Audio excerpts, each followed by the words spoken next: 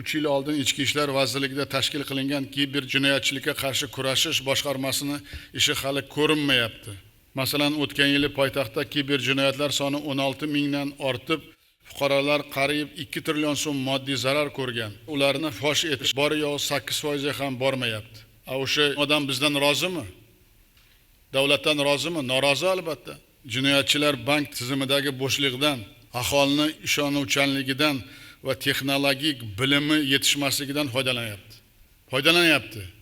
Lekin quruqlash tizimi nima taklif beryapmiz odamlarimizga?